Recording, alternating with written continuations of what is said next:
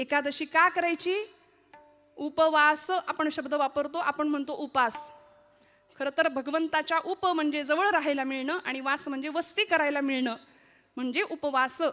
आम्ही उपवासाला, आपल्याकडे म्हणच आहे एकादशी आणि दुप्पट खाशी, नाही का? म्हणून तर उपवासाला आमच्या पुण्यामध्ये उपवासाचे 108 पदार्थ मिळतात. ते पुस्तक मिळतं रेसिपीचं. उपासाची कचोरी आहे, उपासाचा डोसा आहे, उपासाचा वडा आहे, उपासाची भजी आहे, उपासाचा अजून काय भाकरी आहे, ढोकळा आहे. बघा कसे उत्तर. म्हणजे हे सगळं झालंय आज, आहे की नाही? भरपूर ताट आमचं भरलेलं, कधी न भरलेलं असतं एवढं आजच्या दिवशी असतं. पुण्याजवळ कोडीत नावाचं गाव आहे, त्या गावचे महाराष्ट्राचे प्रसिद्ध साहित्यिक आचार्य अत्रे, प्रल्हाद केशव अत्रे, त्यांनी खूप सुंदर विडंबन केलं. ते म्हणाले, गुरुजी खूप सुंदर गातात बरं का. उपास मज लागला सखे ग बाई, उपास मज लागला. आहे ना सगळ्यांचा उपास? उपवास आहे ना? फराळ शब्दच असा आहे की म्हणताना तोंड गरगरीत होते आमचं. हंगामानुसार फळफळावळ असतेच. बरं, उपास म्हटलं की ते सगळं आम्हाला लागतं त्या दिवशी. म्हणजे भगर असू दे, साबुदाण्याची खिचडी असू दे, शेंगदाण्याची आमटी. हा प्रकार असा आहे की कितीही होता भगरीत तो खपतो. आणि इतकं सगळं, म्हणजे किती वाट्या संपल्या त्याचं काही भान राहत नाही. सगळं कॉन्क्रीट जॅम होतं एकदम आजच्या दिवशी, होतं की नाही?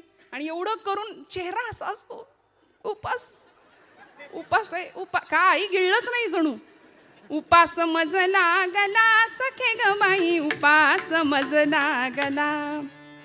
उकडले बटाटे 6 एकटीसाठी, मोजिल्या खारका 10. किस नुसता केला पहा सखे ग बाई, उपास मज लागला. उपास मज लागला सखे ग बाई, उपास मज लागला. दिवसभर सगळं झाल्यानंतर शेवटी हा उपास मज भोवला. जीव कासा विष झाला. नाहीच जमलं शेवटी. आणि मग दही भात मधुर चोपला सखे ग बाई, उपास मज लागला. त्यामुळे असा उपास काहीच कामाचा नाही. भगवंत हट्ट नाही करत हे सगळं माझ्यासाठी करा म्हणून. अहो, ज्या संसारामध्ये आम्ही स्वतः बांधले गेलोय तिथे भगवंत आम्हाला आठवत नाही. देवानी नाही आम्हाला बांधलं, सद्गुरूंनी नाही आम्हाला बांधलं, आम्ही स्वतःला बांधून घेतलं. सद्गुरू आणि भगवंत आम्हाला सोडवायला आलेत खरं तर. त्यामुळे इथे येऊन भक्तीच्या प्रांतामध्ये भगवंत बाजूला राहतो. प्रपंचामध्ये भगवंत कधी येतच नाही आमच्या. अत्यंत आवडीने प्रपंच करतो. आणि मग असं करता करता करता जे काही मागणी याचना आम्ही करतो ना, ती फक्त प्रपंचिकच असते आमची. काय मागायचं? नामदेव महाराज इतकं आगळं वेगळं सुंदर विलक्षण मागणं मागतात. प्रश्न असा आहे, 2 प्रश्नांची उकल करून मी पुढे जाणार. संतश्रेष्ठ नामदेव महाराजांनी भगवंताकडे मागणं मागितलं. नामदेवांनीच काय, अनेक संतांनी मागितलं. तुकोबांनी मागितलं, ज्ञानोबरायांनी मागितलं. समर्थ रामदास स्वामी म्हणतात, कल्याण करी रामराया जनहित विवरी, तळमळ तळमळ होतची आहे तुझा तूची सावरी. माऊलींचं पसायदान प्रसिद्ध आहे. विश्वाचे आर्त माझ्या मनी प्रकाशले असं म्हणणारे ज्ञानोबराय जगाच्या कल्याणाकरता विश्वात्मक भगवंताकडे पसायदान मागतात. जे खळांची व्यंकटी सांडो, तया सत्कर्मी रती वाढो, भूता परस्परे पडो मैत्र जीवांचे.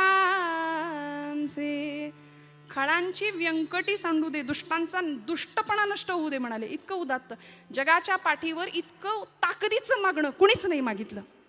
मागणारा तितक्या ताकदीचा, देणारा सुद्धा तेवढ्याच ताकदीचा आहे. ज्ञानोबांचं मागणं आम्हाला सगळ्यांना माहिती आहे. ज्यांचा अभंग आपण निरूपणाला घेतलाय त्या नामदेव रायांचं पसायदान प्रसिद्ध आहे. आकल्पायुष्य भावे तया कुळा, माझी या सकळा हरिचिया दासा. हे नामदेवांचं मागणं प्रसिद्ध आहे. प्रश्न असा आहे, संत का मागतात? जर संत आहेत तर ते मागतात का? मागायची गरज का पडते? कारण भगवद्गीतेच्या 12व्या अध्यायामध्ये भगवंताला मला प्रिय भक्त कोण आहे याचं उत्तर भगवंत सांगतात ना. अनपेक्ष शुचिर्दक्ष उदासीनो गतव्यथा सर्वारंभ परित्यागी यो मद्भक्ता समे प्रियः. अनपेक्ष, ज्याची कुठलीच अपेक्षा नाही. आणि भक्तीचं सगळ्यात मोठं लक्षण आहे निष्काम, काहीच नको. सध्या मिशनपेक्षा कमिशनला जास्त महत्व आहे. निष्कामता भक्तीमध्ये नाही ना. त्यामुळे अशी निष्कामता ज्याच्याकडे आहे तो भक्त मला प्रिय आहे असं जर भगवंत म्हणतात तर संतांनी का मागितलं? त्याचं कारण मला असं पहिलं वाटतं की देवच मागे लागला, माग माग म्हणून. अहो देवच मागे लागले, काहीतरी मागा, काहीतरी मागा. भानुदासांच्या मागे भगवंत लागले होते, महाराज काहीतरी मागा. पण भक्तीतलं सामर्थ्य भानुदास महाराजांचं असं होतं, ज्याला आपण ॲटिट्यूड म्हणूया, नाही का, असं सुंदर कॉन्फिडन्स होता. म्हणाले, देवा मला काहीच नको, तुलाच काही हवं असलं तर तू माझ्याकडे घे मागून, तुला काही हवं असेल तर मागून घे. आणि भगवंत तिथे याचकाच्या भूमिकेमध्ये राहतात आणि आपल्या भक्ताला म्हणतात की मला तुमच्या कुळात अवतार घ्यायला, जन्म घ्यायला परवानगी द्या. मग भानुदासाचे कुळी महाविष्णूचा अवतार. एकनाथ बाबा जन्म घेतात त्या कुळामध्ये. त्यामुळे कायिक नियम, वाचिक नियम आणि मानसिक नियम सांगत असताना संतश्रेष्ठ श्री नामदेवराय महाराज, पांडुरंग परमात्मा ज्यावेळी विचारतो, नामदेवा काहीतरी मागा, काहीतरी मागा, नामदेव महाराज पहिला नियम सांगतात भगवंतांना अभंगाच्या प्रथम चरणात. देह जावो अथवारा हो,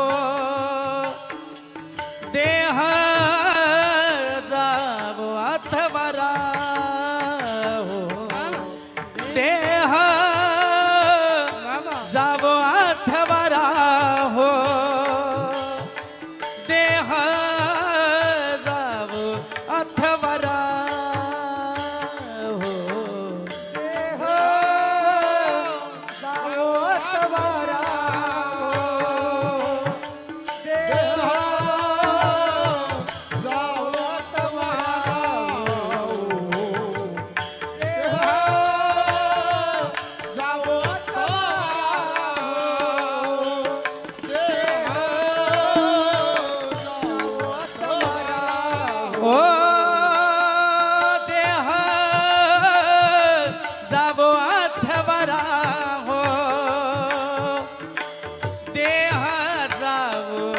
अथवारा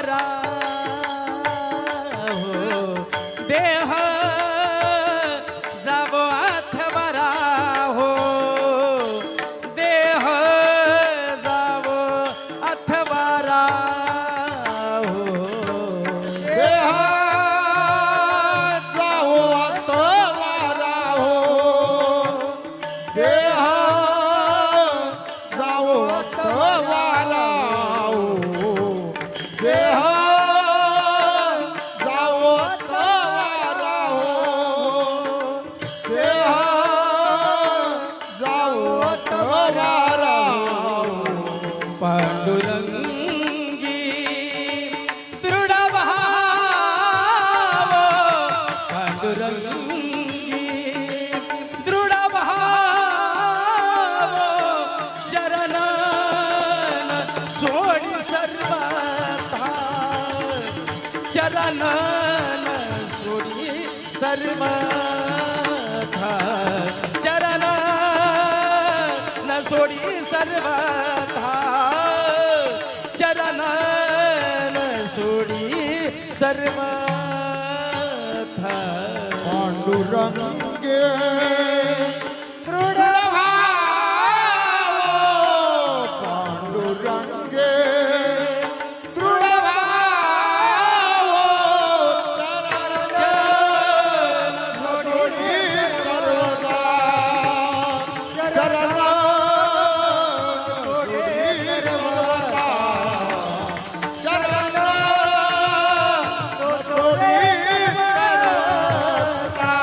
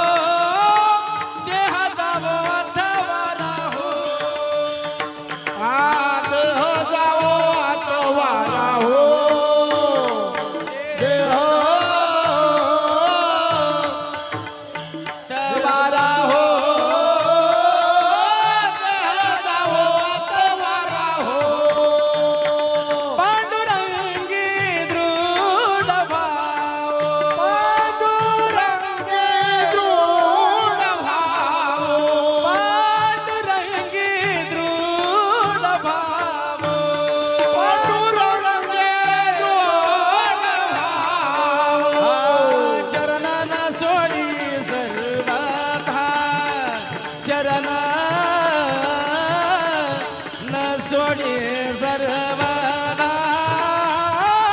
चरण सोडी सर्वना चरण सोडी सर्व चरण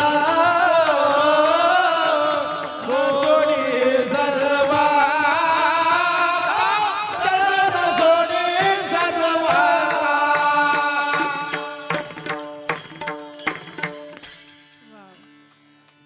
वाचवा वाचवा काटकसर नका करू बरं का. आवडल्यानंतर दाद मनापासून आली पाहिजे आणि ती छान दिलखुलासपणे दिली गेली पाहिजे. टाळ्या वाजवा ना जोरदार. देह जावो अथवा राहो पांडुरंगी दृढ भावो चरण सोडी सर्वथा आण तुझी पंढरीनाथा. संतश्रेष्ठ नामदेवराय महाराज म्हणतात की देवा कायिक नियम सांगितला. माझा नियम आहे भगवंता, देह जावो अथवा राहो. माझा देह गेला तरी चालेल राहिला तरी चालेल फरक पडत नाही, पण देह जावो अथवा राहो पांडुरंगी दृढ भावो. तुझ्या चरणांवरती तुझ्या नामाशी तुझ्या गुणांशी माझं सख्यत्व जुळलं गेलं पाहिजे. भगवंता मी तुझ्या अनुसंधानातच कायम राहिलो पाहिजे. ही नामदेव महाराजांची वाचिक नियमावली आहे, कायिक नियमावली आहे बरं का. कायिक तप देहाचं तप आहे की भगवंतासाठीच हा देह समर्पित करणार आहे.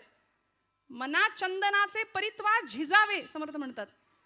देह या शब्दाचा अर्थच असा आहे यद्दहते नित्यम तद्देहम. जो सतत जळतोय त्यालाच म्हटलंय देह. नामदेव महाराजांना माहिती आहे हा देह जाणार आहे. देह जाईल जाईल त्यासी काळोबा खाईल. देह हे काळाचे धन कुबेराचे तेथे मनुष्याचे काही आहे, संपणार आहे. नामदेव महाराज म्हणतात देह संपला तरी चालेल राहिला तरी चालेल पण तुझ्याशी अनुसंधान आमचं असलं पाहिजे. देह जावो अथवा राहो पांडुरंगी दृढ भावो. तो भाव आमचा तुझ्या चरणांजवळ दृढ असला पाहिजे. आणि असा देह यद्दहते नित्यम तद्देहम. तुम्ही म्हणाल कुठे काय जळतंय, देह जळतो म्हटलं ना मी आता. तुम्ही म्हणाल कुठे काय जळतंय. आता अजून थंडी म्हणावी अशी नाही सुरू झाली, पण आता हिवाळ्याचे दिवस सुरू होतील आणि काय जळतंय सांगताय. खरं आहे ना, जळतं बरं का. रोज आपण भोजनाला बसल्यानंतर भूक लागते, आतमध्ये अग्नी आहे प्रत्येकाच्या. तो अग्नी पेटलेला आहे प्रज्वलित आहे म्हणून आम्ही इथं बसलोय, चालतोय उठतोय फिरतोय. तो अग्नी एकदा विझला की लोक म्हणतात उचला, आहे की नाही. आज समाजामध्ये अशी मंडळी आहेत की देव आहे की नाही याच्यातच अडकलेली आहेत. अजून देव आहे की नाही याच चर्चा फिरतायत. पण देव आहे की नाही याच्यावर विचार करणाऱ्यांना बाबा महाराज सातारकर फार सुंदर सांगायचे. ते म्हणायचे तुम्ही देवाला माना किंवा मानू नका, पण त्यांनी तुम्हाला मानलंय एवढं लक्षात ठेवा. आणि ज्या दिवशी तो आपल्याला मानणार नाही त्या दिवशी आपल्या घरासमोर सुद्धा गर्दी जमेल. विठ्ठल विठ्ठल विठ्ठल.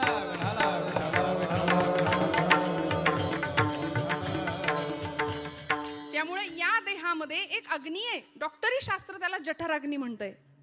भगवंत म्हणतात अहम वैश्वानरो भूत्वाम प्राणिनां देहमाश्रिताः. तो वैश्वानर अग्नी आहे. त्या अग्नीला आम्ही अन्नाची आहुती देतो. देहाचं भोजन काय आहे, अन्न हे देहाचं भोजन आहे. पण आत्म्याचं भोजन हे भजन आहे बरं का. भजन हे आत्म्याचं भोजन आहे. त्यामुळे देहाला आहुती आहे अन्नाची. मनाचं काय आत्म्याचं काय त्याला भजनाशिवाय पर्याय नाही. मग या देहाला अन्नाची आहुती आम्ही घालतो कुठपर्यंत, आतला अग्नी प्रज्वलित आहे तोपर्यंत. एकदा आतला अग्नी विझला की मग बाहेरचा अग्नी असतो. त्यामुळे बाहेरून पेटवण्याआधी प्रज्वलित अग्नी करण्याआधी संत म्हणतात आतला अग्नी प्रज्वलित करूया. कुठला अग्नी, देहबुद्धीचा अग्नी. मी म्हणजेच देह आहे ही जी धारणा आम्ही केली आहे ना आमच्या बुद्धीनी, तो मी म्हणजे देह नाहीये. या देहामध्ये असणारा मी कुणीतरी वेगळा आहे याची जाणीव करून घेणं आणि भगवंताशी तादात्म्य पावणं. तुकोबराय म्हणतात देह नवे मी हे सरे उरला उरे विठ्ठल. स्वामी स्वरूपानंद नावाचे संत आहेत पावसला कोकणामध्ये. ते म्हणतात मी माझे मावळो सर्व तू तुझे उगवो आता. माझं पण अहंता ममता संपून जावी, देहाची आसक्ती संपून जावी आणि आतला प्रत्यय व्हावा. मग आनंद काय मिळणार आहे हो. तेथीचा आनंद ब्रह्मांडी न समाये. तेथीचा आनंद ब्रह्मांडी न समाये. माई राणी न समाये उपमेशी काय देऊ सुखा उपमेची काय प्रेम शोभा उपमेची काय प्रेम शोभा अंतरीची ज्योती प्रकाशली दीप्ती मुळीची जी होती आच्छा दिली. आतली ज्योत प्रज्वलित होणं आणि एकदा का ती ज्योत प्रज्वलित झाली की मग सोहिरोबानाथ म्हणतात तेथे कैची दिवस राती तयाविण नेत्रपाती हलवू नको रे. आणि अशा अवस्थेमध्ये तो प्रकाश आत्मचैतन्याचा जागृत व्हावा, मग देह गेला तरी हरकत नाही. आणि खरंय झिजणं फार महत्वाचं आहे हो. शीर्यते यत शरीरम म्हटलंय, जे सतत झिजतंय त्यालाच तर शरीर म्हटलंय. 25व्या वर्षी जी देहाची अवस्था आहे ती 75व्या वर्षी नाही. नामदेव महाराज म्हणतात मी देहाची नश्वरता मानतो, मला माहिती आहे देवा देह गेला तरी चालेल, पण तुझा अनुसंधान सुटता कामा नये. पांडुरंगी दृढ भावो. काय अवस्था होती. आजचा जन्मदिवस आहे नामदेव महाराजांचा. भगवंतावर नितांत प्रेम करावं, भगवंताशी बोलावं, खेळावं, नवे वेळ आली तर भांडावं सुद्धा भगवंतासोबत. जन्म झाला पंढरपुरामध्ये. गुणाई मातेला दृष्टांत झाला पांडुरंग परमात्म्याचा की माझ्या पंढरपुरामध्ये येऊन राहा. आणि मग गुणाई मातेनी हट्ट करावा की मला पंढरपूरला जायचंय. पंढरपूरला ही सगळी मंडळी येतात. पंढरपुरामध्ये आल्यानंतर कार्तिक शुद्ध एकादशीचा म्हणजे आजचा दिवस संतश्रेष्ठ नामदेव महाराजांचा जन्म. भगवंताच्या नामासाठी हा अवतार होता. नामाचाच प्रचार प्रसार पुढच्या काळामध्ये केला म्हणून नाव सुद्धा ठेवलं नामदेव. असा भक्तीचा पताका भक्तीची हातामध्ये घेतली, जिला एक टोक होतं नामाचं, एक टोक होतं ज्ञानाचं आणि दांडा होता तो भक्तीचा. म्हणून धर्माची पताका असते बरं का, झेंडा पक्षाचा असतो. त्यामुळं धर्म पताका संतांनी हातामध्ये घ्यावी आणि अवघं भारत भ्रमण करावं. नामदेव महाराजांचं इतकं विलक्षण कार्य आहे. आजच्या दिवशी त्यांचं स्मरण नाही केलं, खरं तर त्यांचा अभंगही त्याच कारणासाठी घेतलाय तर आपली मोठी चूक ठरेल. 5 वर्षाचे होते नामदेव महाराज, फक्त अलौकिक सिद्धी 5व्या वर्षी. आणि नामदेव गाथा म्हणजे स्वतःच जणू काही आत्मचरित्र लिहावं नामदेव महाराजांनी, की ज्या पद्धतीने अनुभव व्यक्त करावे, कशा पद्धतीने भगवंत आपल्याशी बोलत होते, कशा पद्धतीने खेळत होते, कशा पद्धतीने मी भगवंताशी भांडत होतो. 5व्या वर्षी अलौकिक सिद्धी प्राप्त करावी.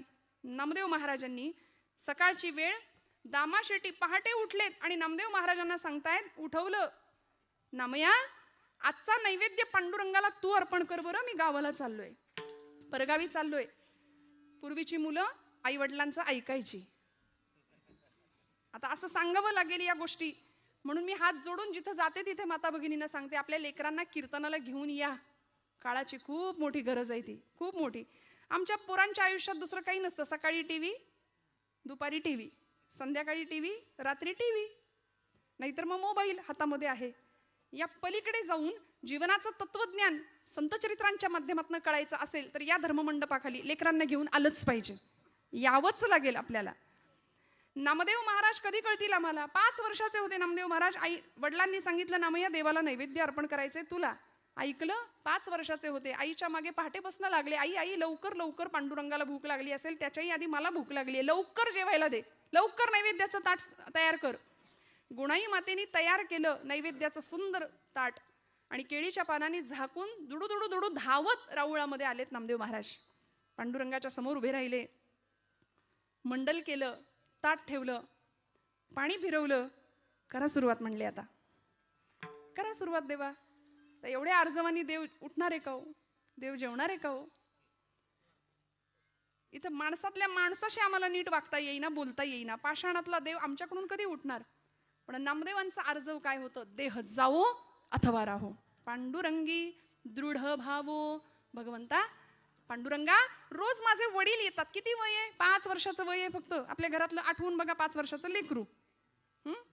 5व्या वर्षी नामदेव महाराज सांगतात, पांडुरंगा माझे वडील आज गावी गेलेत, रोज ते येतात आणि आज मी आलोय, म्हणून हे बघ बऱ्या बोलानं पटकन जेवण कर, उशीर झालाय, मी लवकर उठलोय तुला नैवेद्य द्यायचा म्हणून. जेव रे बाबा, उशीर करू नको. सगळे उपाय करून झाले तरी पांडुरंग हलेना, बोलेना, उठेना. आणि एक क्षण असा यावा, तितिक्षा काय असते, निष्ठा काय असते आणि दृढ भाव काय असतो. पांडुरंगी दृढ भावो काय असतो? नामदेव महाराज म्हणतात, देवा जर आता जेवला नाहीस ना बऱ्या बोलानं, तर इथं या पायरीवर डोकं आपटून जीव देईन म्हणाले. आणि धावले ना, पायरीवर डोकं आपटणार लागलंच नाही डोक्याला. मऊसर हात डोक्याखाली लागला आणि गाभाऱ्यात ना आवाज आला, नामदेवा, दगडाचा देव कधी जेवतो का रे? नामदेव महाराज हुशार होते. नामदेव महाराज म्हणले, पांडुरंगा, दगडाचा देव कधी बोलतो का रे? बोललास बोललास, चल चाटून पुसून स्वच्छ कर. सगळं ताट स्वच्छ करायला लावलं देवाला आणि रिकामं ताट घेऊन नामदेव महाराज घरी येतात. गुणाई माता सांगते, नामया एवढा धीर नाही का रे धरवला कार्ट्या? सगळं संपवलंच नैवेद्याचं ताट. आई मला भूक लागली, लवकर जेवायला वाढ. गुणाई माता म्हणते, अरे जेवलास ना तिथे? नाही ग आई, ज्याच्यासाठी होतं तो जेवलाय. कोण? देव जेवला? हो आई, देव जेवला. नामदेवा, खोटं बोलायला लागलास का रे? अगं आई, नाही ग बाई, ज्याच्यासाठी होतं तो जेवला. कुणी बघितलं? अगं कुणी कशाला बघायला पाहिजे? या डोळ्यांनी मी ग पाहिला, या डोळ्यांनी मी ग पाहिला. देव जेवला ग, देव जेवला, देव जेवला ग, देव जेवला, देव देव जेवला ग, देव जेवला. या डोळ्यांनी, या डोळ्यांनी मी ग पाहिला, या डोळ्यांनी मी ग पाहिला. देव जेवला ग, देव जेवला, देव जेवला ग, देव जेवला. देव जेवला ग, देव जेवला, देव जेवला ग, देव जेवला. आई, देव जेवला आणि 5व्या वर्षी भगवंतांनी यांच्याकडून जेवण करावं. आपल्याकडून जेवतात का? कधी कोणी जेवलंय बघा, आठवून बघा. आपण देवासाठी कधी रडलोय देव जेवत नाही म्हणून? नामदेव महाराज रडले. दृढ निष्ठा होती, दृढ भाव होता. आपण मूल रडलं, जेवलं नाही तर रडू. एखाद्या दिवशी आपलं पोटचं पोर जेवलं नाही ना, महिला वर्ग, आपल्याला वाईट वाटतं का नाही? खरं सांगा. पण देवच जेवला नाही म्हणून आपण रडतोय का? नाही ना, नाही रडत आपण. देव जेवला म्हणून रडत नाही. नामदेव महाराज रडले देव जेवत नाही म्हणून. संत रडले भगवंतासाठी आणि अत्यंत आर्त स्वराने प्रार्थना करावी भगवंतांची. तेव्हा भगवंताला यावं लागायचं. पाषाणातलं चैतन्य जाग करण्याचं सामर्थ्य संतांकडे होतं. देह जावो अथवा राहो, पांडुरंगी दृढ भावो. श्रोते हो, पायरीवरच्या एका फुलानी भगवंतांच्या गळ्यातल्या हारातल्या एका फुलाला प्रश्न विचारला, का रे बाबा, अरे आपण एकाच माळ्याच्या मळ्यात उगवलो, एकाच झाडाला होतो, एकाच टोपलीतनं इथं आलो, पण तुझं भाग्य, तू देवाच्या गळ्यात आणि मी देवाच्या पायरीवर, सगळे तुडवून जातात मला. देवाच्या गळ्यातल्या त्या हारातल्या फुलांनी उत्तर दिलं, बाबा रे, तुझं खरं आहे, मी देवाच्या गळ्यात आहे आणि तू पायरीवर पडलास, पण देवाच्या गळ्यात इथं विराजमान होण्याकरता माझं काळीज आरपार करायला लागलं रे. मला सगळी सुई माझ्या काळजातनं घालून घ्यावी लागली. महाराजांचा अभंग आहे, साहून या टाकी घाये, पाषाण देवची झाला पाहे. देह जावो अथवा राहो ही अवस्था असेल तर भगवंत आपलंसं करून घेतल्याशिवाय राहत नाही. आणि मग एकदा त्या चरणांची आसक्ती किंवा त्या चरणांचा आनंद मिळाला तर परिणाम काय होतो? नामदेव महाराज अभंगाच्या दुसऱ्या चरणात सांगतात.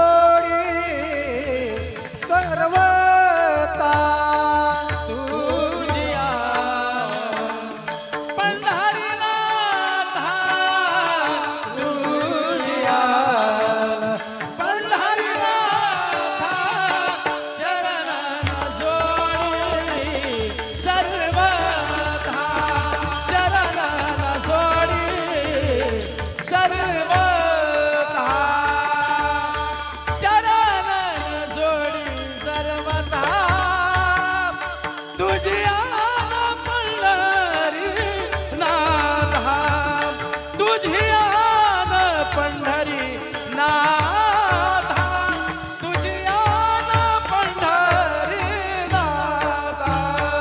चरण पोळे सर्वता तुझी आन पंढरी नाथा, तुझी आन पंढरी नाथा, तुझी आन पंढरी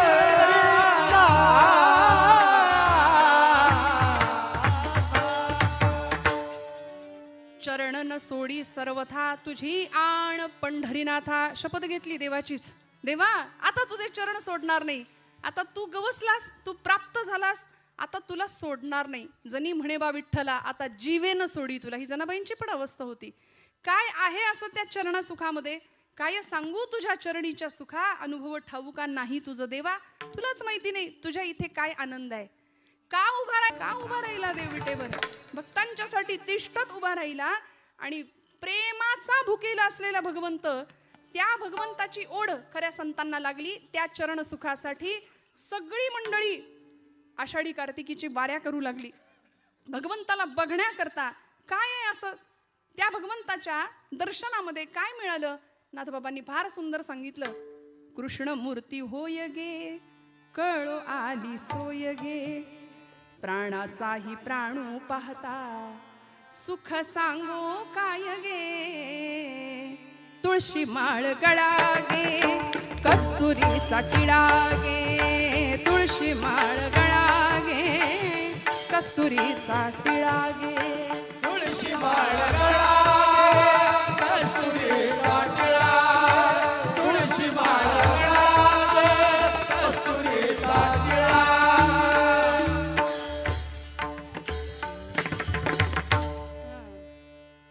तुळशी हार गळा गे, कस्तुरीचा टिळा गे, भक्त कृपेची माय गे, ओळखिली विठाई गे, एका जनार्दनी विटे जोडी आले पाय गे. चरण न सोडी सर्वथा. नाथांनी काय केलं? एका जनार्दनी विटे जोडी आले पाय गे, तुळशी माळ गळा गे, कस्तुरीचा टिळा गे. संतांनी सांगितलं जसं एखाद्या भ्रमराला, त्या कमळाला कळत नाही माझ्याकडे काय आहे, पण भ्रमराला कळतं. कुमुदिनी काय जाणे परिमळ, भ्रमरा सकळ भोगीतासे, कुमुदिनी काय जाणे. भगवंतांच्या चरण सुखामध्ये नेमकं काय आहे? सगळ्या सुखांचा आगर असलेला परमात्मा, त्याच्या चरणाचं वेड संतांना लागलं. म्हणून आता तुझे चरण सोडणार नाही. नामदेव महाराज म्हणतात, चरणन सोडी सर्वथा. आण शपथ त्याचीच घेतली. आण तुझी पंढरीनाथा, देवा माझे मन लागो तुझे चरणी, देवा माझे मन लागो तुझे चरणी. संसार व्यसनी पडो नेरी, संसार व्यसनी पडो नेरी, संसार व्यसनी पडो नेरी. नामस्मरण घडो संत समागम, वाऊगाची भ्रम नको देवा. नाथांचं मागणं आहे. आज या कायिक आणि वाचिक मानसिक मागण्यामध्ये, नियमामध्ये संतश्रेष्ठ नामदेव महाराज सांगतात, हा मानसिक नियम आहे बरं का. चरण न सोडी सर्वथा, आण तुझी पंढरीनाथा.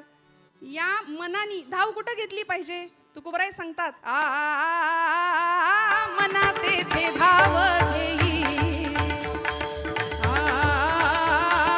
मना तेथे धाव घेई, मना तेथे धाव घेई,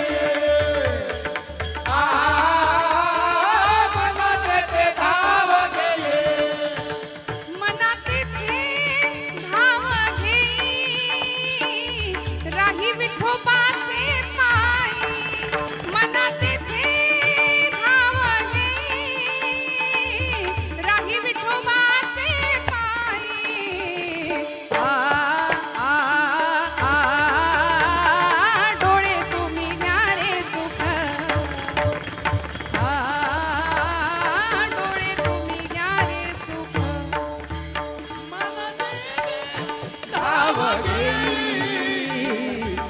नाही विठोबाचे पायी मनाचे ते धाव घेई नाही विठोबाचे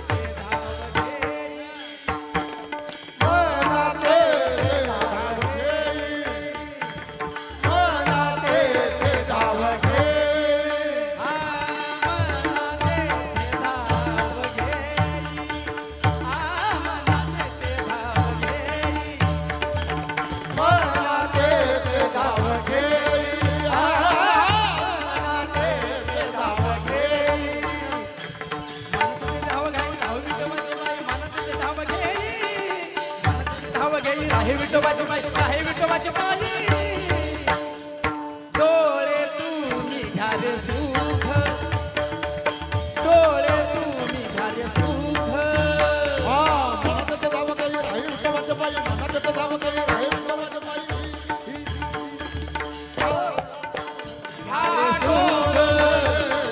डोळे तू निघाले सुख घ्यारे सुख घ्यारे सुख विठोबा रखुमाई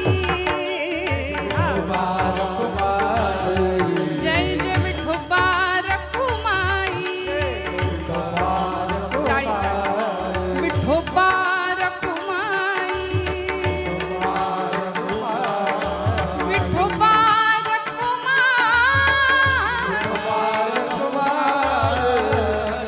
विठोबा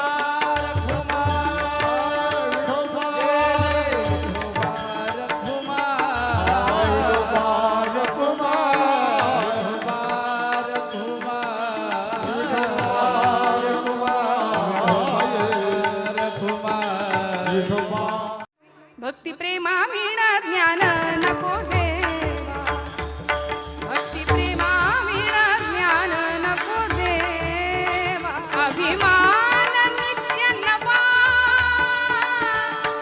दया माझी प्रेम सुख दे प्रेम सुख दे प्रेम सुख दे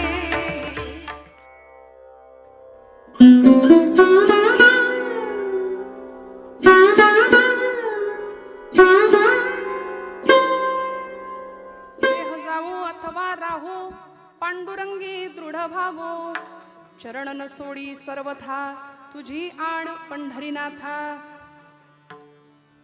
भगवंता कायिक नियम मानसिक नियम आणि आता वाचिक नियम नामदेव महाराज भगवंताला सांगतायत बरं का मी हे नियम केलेत खरं तर नियम करणारी माणसं खूप दुर्मिळ आहेत माऊलींनी सुद्धा सांगितलंय नित्य नियम नामी ते प्राणी दुर्लभ लक्ष्मी वल्लभ तयाजवळी हरिमुखे म्हणा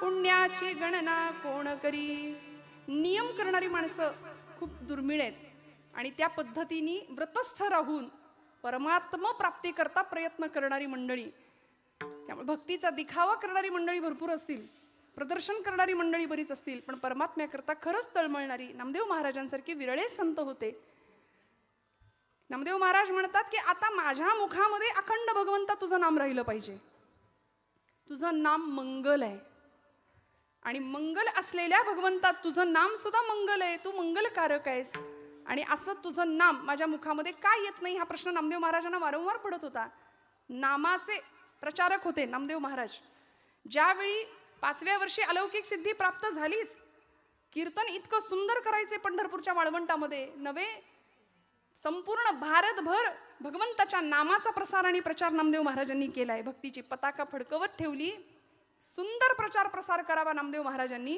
त्या नामाचा वदनी तुझे मंगल नाम हृदयी अखंडित प्रेम चरणन सोडी सर्वथा आण तुझी पंढरीनाथा तुझं नाम मंगल आहे पण माझं मन ते नाम घ्यायला तयार नाही अमृताहुनी गोड नाम तुझे देवा मन माझे केशवा काबा न घे नामा परते तत्व नाही रे अन्यथा वाया आणि पंथा जाशी झणी. आम्ही सगळं करतो पण भगवंताला जे आवडतं ना ते नेमकं करत नाही. देवाला काय आवडतं? देवाला त्याचं नाम आवडतं, देवाला त्याच्या कीर्तीचं गायन आवडतं. म्हणून कीर्तनामध्ये भगवंत नाचतो.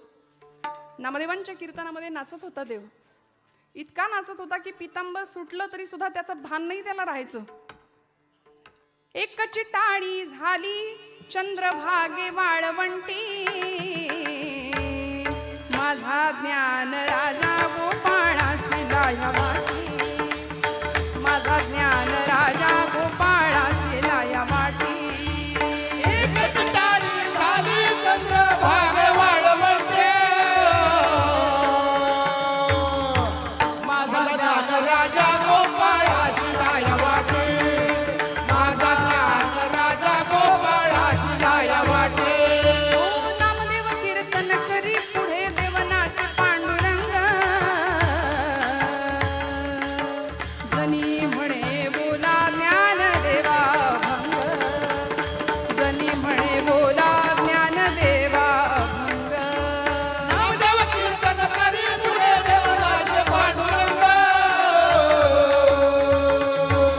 जनी म्हणे देवा बोला भंग, जनी म्हणे देवा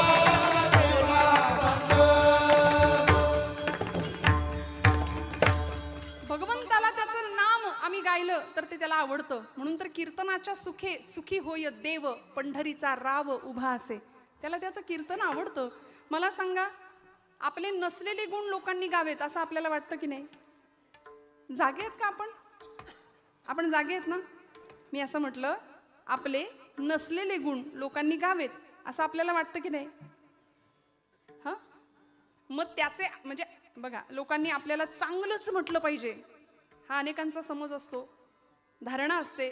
आमच्या महिला वर्गावर तर बऱ्याचदा एक आमच्याबद्दल असं बोललं जातं की 4 कोडोलीच्या बायका एकत्र आल्या समजा की त्यांच्याकडं सगळं कोडोलीचं वर्तमानपत्र मिळेल. तुम्ही म्हणाल ताई महिला कीर्तनकार असून तुम्ही आमची निंदा करता. निंदा नाही करत. सांगू का, आपल्यावरचा हा जो ठपका आहे ना, आपली निंदा करतात ना, जरा बाजूला करूया, काही चर्चा. भगवंताच्या नामासंदर्भात काही बोलता येतंय का? बोलू ऐसे बोल. नामदेव महाराज म्हणले, जेणे बोले विठ्ठल डोले. आमचं बोलणं असं असू दे की दुसऱ्याच्या हृदयातला विठ्ठल परमात्मा डोलला पाहिजे. कधीतरी आपण असं बोलूया. म्हणजे आमच्या चर्चा असं असतात, तिचं काय झालं, ती कुणाबरोबर गेली, आणि ती तशीच तुला म्हणून सांगते, कुणाला सांगू नको, हे सगळ्यांना सांगतो आम्ही. पण कधीतरी आपण अशी चर्चा करूया. आज ज्ञानेश्वरीच्या किती ओव्या वाचल्या? आज हरिपाठ म्हटलास का ग? आज दासबोध घेतलास का हातात? आज मनोबोधाचे काही श्लोक म्हटले का? आज गीतेचा अध्याय करायला घेतला का? म्हणजे येथ वडील जे जे करीती तया नाम धर्म ठेवीती ना. माऊली म्हणतात, त्याची ये अनुष्ठिती सामान्य सकल. का आम्ही या ग्रंथांची कास धरायची? का भगवंताचं नाम घ्यायचं? संतांना काय गरज होती हो हे सांगण्याचं? वास्तविक ते कधीच मुक्त झाले होते. माऊली हरिपाठात म्हणतात, मागील या जन्मा मुक्त झालो तरी सुद्धा आम्ही आलो, आम्ही वैकुंठीचे वासी आलो. याची कारण अशी का हो? कारण बघवलं नाही आम्ही या भवसागरामध्ये गटांगळ्या खातोय हे संतांना पाहवलं नाही, म्हणून आले, परत आले.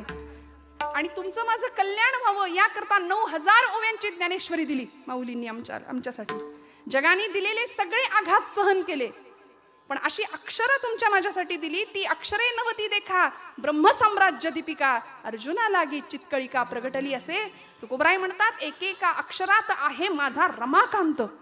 इतकं सामर्थ्य आहे प्रत्येक अक्षराचं. प्रत्येक अक्षरात भगवंत आहे. आणि ते सगळं आम्ही बाजूला ठेवतो. आपण डॉक्टरकडे जातो बरं का, काही दुखणं खुपणं आलं की आम्हाला तो डॉक्टर नावाचा देव त्यावेळी आठवतो. डॉक्टरांकडे आम्ही जातो.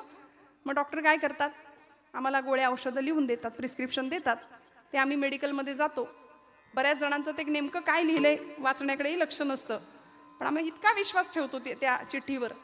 लगेच जातो, गोळ्या औषधं घेऊन येतो आणि देवासमोर त्या गोळ्या ती औषधं ठेवतो आणि हळदी कुंकू आपलं वाहतो. बरोबर ना? आपण जागे आहे ना? असंच करतो ना आपण? नाही, आपण काय करतो, औषधं घेतो. जो काही कोर्स असेल 4 दिवसाचा 5 दिवसाचा, तो आनंदाने. का? विश्वास आहे, डॉक्टरवर विश्वास आहे आमचा. मग अहो, तुमच्या माझ्या कल्याणाकरताच ज्यांनी जन्म घेतलाय त्या संतांनी टाहो फोडून सांगितलं, नामा परते तत्व नाही रे अन्यथा, नामा परते तत्व नाही रे अन्यथा. नाम परते तत्व नाही रे अन्यथा, नाम परते तत्व नाही रे अन्यथा. वाया आणि पंथा जाशी झणी, वाया आणि पंथा जाशी झणी. हरिमुखे म्हणा, हरिमुखे म्हणा, हरिमुखे म्हणा, हरिमुखे म्हणा, हरिमुखे म्हणा, हरिमुखे म्हणा, हरिमुखे म्हणा, हरिमुखे म्हणा. हरी मुखे म्हणा, हरिमुखे म्हणा, हरिमुखे म्हणा, हरी मुखे म्हणा, हरी मुखे म्हणा, हरिमुखे म्हणा, हरिमुखे म्हणा, हरी मुखे म्हणा.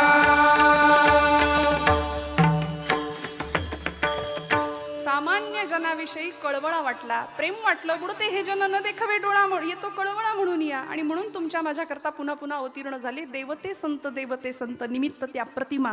प्रत्येक कुळात प्रत्येक जातीमध्ये संत आले आणि आम्हाला जीवन जगण्याचं एक सुंदर मार्गदर्शन करून गेले ना हो. नामदेव महाराजांनी किती सुंदर सांगितलं. बरं हे फक्त भक्तीच्या प्रांतात आहे का, म्हणजे देवभक्तीच्या संदर्भात आहे का? नाही हो, देशभक्तीच्या संदर्भात सुद्धा हेच तत्व आमच्या क्रांतिकारकांनी, आमच्या समाज सुधारकांनी आणि आमच्या अनेक महापुरुषांनी हेच तत्व आचरलं. देह जावो अथवा राहो, पांडुरंगी दृढ भावो. स्वातंत्र्यवीर सावरकर ज्यावेळी मध्य समुद्रामध्ये उडी घेतात त्यावेळी त्यांना विचारलं जातं, भीती नाही का वाटली तुम्हाला? सावरकर म्हणतात, मला गीतेचं तत्वज्ञान माहिती आहे, माझा आत्मा अमर आहे, संपेल तो देह, देह जावो अथवा राहो, पण माझी मातृभूमी आजारी आहे, माझी आई जर संकटात आहे, ती पारतंत्र्यात आहे, तर तिला मुक्त करण्याकरता देह जावो अथवा राहो. मला सांगा काय वय होतं भगतसिंगांचं? 22-23 वर्ष. हे काही फासावर जाण्याचं वय आहे? पण नाही हो. ज्यावेळी फाशी देत होते भगतसिंगांना, त्यांची आई, त्यांची माता त्या कारागृहाच्या, त्या जेलच्या बाजूला, बाहेरच्या बाजूला भिंतीशी कान लावून रडत होत्या. मातोश्री, लोकांनी विचारावं, क्यों रो रही हो माता? भगतसिंगांच्या आईने सांगावं, मेरा भगत आज जा रहा है इसलिए मैं नहीं रो रही. माझा भगत आज फाशी जातोय, देशासाठी, मातृभूमीसाठी बलिदान करतोय, म्हणून मी नाही रडत आहे. मला भारत मातेला देण्याकरता माझ्याकडे एकच भगत आहे, म्हणून मला वाईट वाटतंय. असे 7 पुत्र जरी माझ्या पोटी जन्माला आले असते ना, तरी ते मी भारत मातेला दिले असते. देह जावो अथवा राहो. हे देशभक्तीच्या बाबतीतही हे तत्व, संतांचे विचार आमच्या देशभक्तांनी सुद्धा अनुसरले. कारण देश हाच देव. सावरकरांचं विधान आहे ना, देहाकडून देवाकडे जाताना मध्ये देश लागतो आणि त्या देशाला मी काहीतरी देणं लागतो. बघा ना, इतकी परिस्थिती आज विचित्र होऊन बसली. 22 जानेवारी रोजी काय घडलं या देशामध्ये? सुवर्णाक्षरांनी लिहून ठेवावा असा इतिहास या भूमीमध्ये घडला. प्रभू रामचंद्र 500 वर्षांचा वनवास संपवून सिंहासनाधिष्ठित प्रतिष्ठित झाले. पण झालं असं की या 500 वर्षांमध्ये हिंदू बांधव अनेक जाती जमातींमध्ये वाटला गेला. 22 जानेवारी नंतर घडलं एकच, आमचे सगळे हिंदू अनेक जातीपातीमध्ये वाटले गेले आणि कितीतरी कोट्यावधींच्या संख्येमध्ये मुस्लिम एकत्र आलेत. असा परिणाम घडतोय. म्हणून सावरकर म्हणायचे की मला भीती मुस्लिमांची नाही, मला भीती ख्रिश्चनांची अजिबात नाही, मला भीती इंग्रजांची तर मुळीच नाही, मला भीती आहे ती हिंदू द्वेष्ट हिंदूंचीच म्हणाले. आमचीच माणसं आमचा घात करतात ना. जुन्या काळी सह्याद्री चॅनलवर एक मालिका लागायची, तो ब्लॅक अँड व्हाईट टीव्ही, आठवा? किती सुंदर आमचा काळ होता ना हो. म्हणजे टीव्ही कलर नव्हता, टीव्ही साधा होता, ब्लॅक अँड व्हाईट होता, पण माणसाची मन रंगीत होती, स्नेह होता, आपुलकी होती, एकमेकांबद्दल आर्द्रता होती, प्रेम होता. असा तो दार लावायचा टीव्ही असायचा बघा घराघरामध्ये. काही घरामध्ये तर इतकं रामायण महाभारत त्या टीव्हीला लागलं, माझी आजी तर इतकी देवभोळी ती उदबत्ती ओवाळायची टीव्ही पुढं. काही लोक नारळ फोडायचे रामानंद सागरांचं रामायण लागलं की. इतकं बरं, घरातलं एक माणूस कायम अँटिनेवर असायचं, मुंग्या. ते हलवाय गेल्या क्या आल्या क्या नाही का, मग घरामध्ये त्याच्यावरनं भांडणं व्हायची. आता पुढचा एपिसोड मला बघू दे, आता तू. आणि मग इतका आनंद होता. माणसं गरीब होती पण मनाची श्रीमंती फार सुंदर होती, संस्कारांची श्रीमंती होती. घराघरामध्ये सगळं, घरामध्ये माणसं, जेवणारं माणूस छान बसून वाढायचं, जेवायचं, आणि वाढणारं माणूस आग्रह करून करून वाढायचं. आता उलट झालंय, वाढणारा माणूस उभा आहे एका जागी आणि जेवणारा माणूस 10 ठिकाणी जागा मिळते का बसायला, फिरत फिरत जेवतंय. बुफे. मग आम्ही कुठे गेलो. पूर्वीचा काळ असा होता, घराघरामध्ये एखाद्याच्या घरात दूध नसलं ना तर लोक म्हणायचे काळा चहा, कोरा चहा देतात. गरिबी असायची. पण आता ती श्रीमंतीचं लक्षण होऊन बसलंय, black tea, lemon with ginger tea. का हो, आमची संस्कृती इतकी सुंदर आहे. अहो, नवीन मुलं प्रश्न विचारतात, आरतीवरनं हात का फिरवायचा. आरती करतो आपण देवाची, आरती घे बाबा असं एखाद्या लेकराला सांगितलं तर ते घ्यायला तयार नसतं. मग त्याला सांगूया समजून की अरे बाबा, आमच्या पूर्वसुरींनी, आमच्या संत महात्मांनी, आमच्या पूर्वजांनी हे का सांगितलं. कोरोनामध्ये कापराचं महत्व आपल्याला कळलं. मग घराघरात गाडीमध्ये कपूर लावायला सुरुवात केली लोकांनी. पण आमच्या संतांनी, आमच्या पूर्वजांनी आम्हाला किती श्रीमंती आमच्या संस्कृतीची सांगून दिली की आरतीवरनं हात फिरवायचा. कापूर आरती आहे ती, तिच्यावरून हात फिरवला की आपोआप हाताचं सॅनिटायझेशन होणार आहे, निर्जंतुकीकरण होणार आहे. आणि मग निर्जंतुक झालेल्या हातावरती पुढे प्रसाद घ्यायचा असतो. ही भारतीयांची श्रीमंती. पण आम्ही हे सगळं बाजूला टाकलंय बरं का. संतांनी टाहो फोडून फोडून सांगितलं. छत्रपती शिवप्रभूंनी आईकडून हे सगळे संस्कार घेतले, रामायण महाभारत शिकले. कीचकाची छाती फोडणारा भीम छत्रपती शिकले. आणि म्हणून तर पुढे पराभव करता आला अफजल खानाचा, अनेक राक्षसांचा पराभव करता आला. भगवंताचं अधिष्ठान समोर ठेवलं. कारण देह जावो अथवा राहो, पांडुरंगी दृढ भावो, चरण न सोडी सर्वथा आण तुझी पंढरीनाथा. आणि भगवंता तुझं नाम इतकं गोड आहे, इतकं गोड आहे की ते आमच्या मुखामध्ये कायम असलं पाहिजे. हा नामदेव महाराजांचा अट्टहास. आणि पुन्हा नामदेव महाराज म्हणतात की देवा, हा जो मी नियम केलाय ना, बघा संत कसे असतात, हा जो कायिक, वाचिक आणि मानसिक मी नियम केलाय. वाचिक नियम काय, वदनी तुझे मंगल नाम, हृदयी अखंडित प्रेम, प्रेम मागून घेतलं.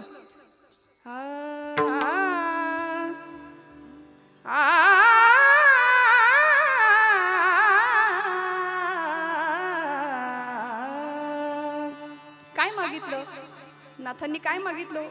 भक्ती प्रेमा विना ज्ञान नको देवा, भक्ती प्रेमा विना ज्ञान नको देवा.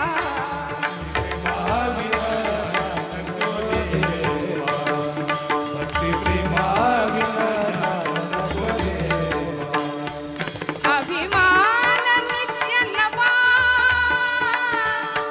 दया माझी, अभिमान नित्य नवा दया माझी. प्रेम सुख दे, प्रेम सुख दे, प्रेम सुख दे, प्रेम सुख दे.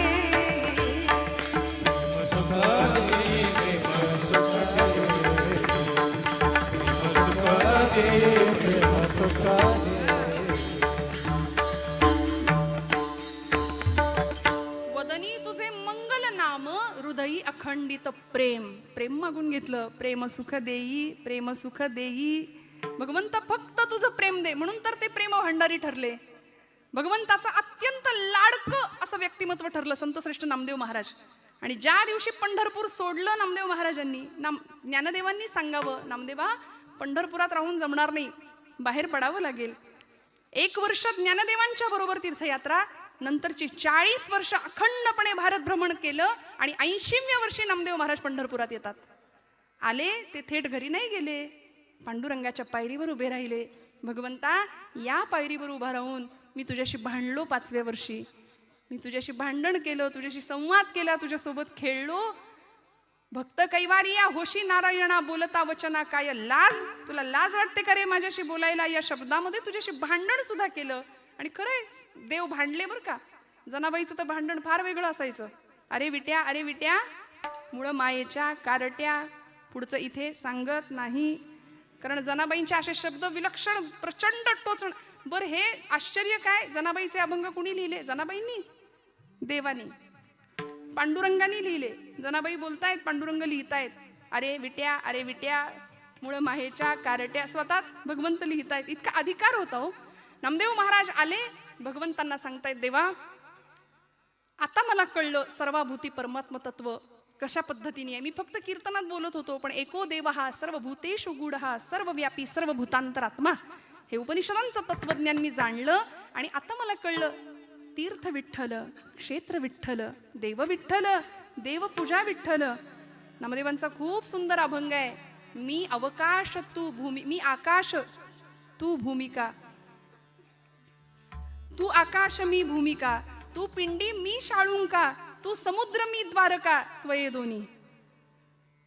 नामा म्हणे पुरुषोत्तमा, स्वये भुललो तुझिया प्रेमा, तू कुडी मी आत्मा, स्वये दोन्ही.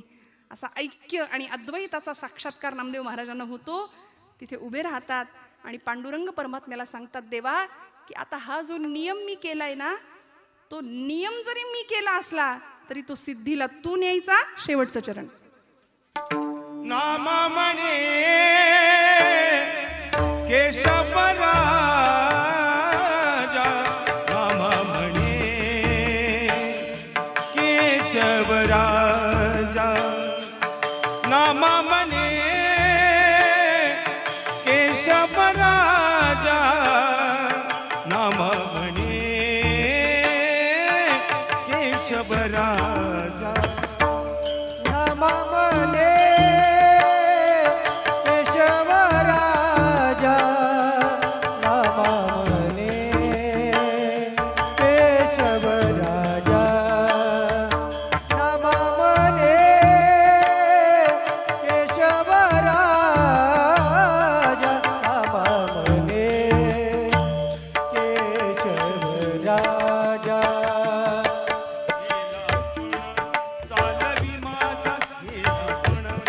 चालवी माझा केला पण, चालवी माझा चरण सोडी सर्वथा, चरण सोडी सर्वथा, चरण सोडी सर्वथा, चरण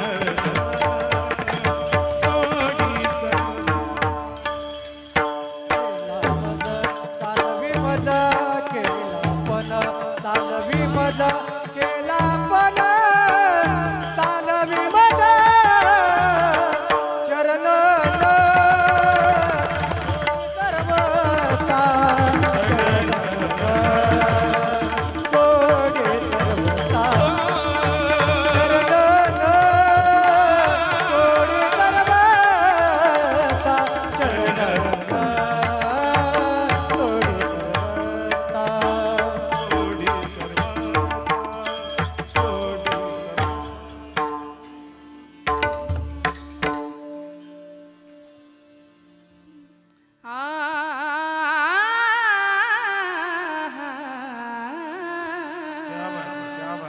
नामा म्हणे केशवराजा, केला नेम चालवी माझा, चरण न सोडी सर्वथा, तुझे आण पंढरीनाथा. संतांचा अधिकार असा आहे. नामदेव महाराज म्हणतात, मी नियम केला, हाची माझा नेम सिद्धी नेई. नाथ महाराज सुद्धा म्हणतात ना, की मी नियम केला पण तू तो सिद्धीला न्यायचा. सत्य संकल्पाचा दाता नारायण, मी संकल्प करेन पण तू संकल्प तू सिद्धीला न्यायचा. आणि